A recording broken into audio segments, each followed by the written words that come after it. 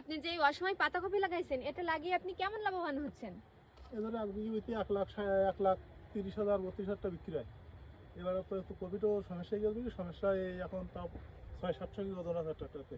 মানে এটা কি আপনার স্প্রে দেওয়ার ভুলের কারণে এমনটা হয়েছে? আপনি এটা কতটা জমিতে লাগিয়েছেন? 18 কাঠা জমি আছে। 18 কাঠা। তা আপনি কি মানে এটা করে লাভবান হতে পারছেন এর থেকে?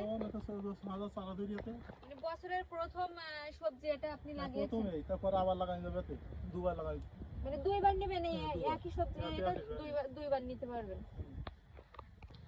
তো দর্শক, আপনারাও কিন্তু বছরের এই প্রথম সবজিটা এভাবে কৃষকের মাথায় মানে যে বুদ্ধি খাটিয়ে এটা লাগিয়েছে, আপনারাও কিন্তু এই বুদ্ধিটা খাটিয়ে এরকম চাষ করে আপনারাও কিন্তু লাভবান হতে পারবেন। আর এই যে দেখেন এত পাতাকপি, এটা কিন্তু উঠানোর মতো হয়ে গেছে। তো এটা উঠিয়ে কিন্তু ওই কৃষকটা আবার এই ফসল লাগাবে।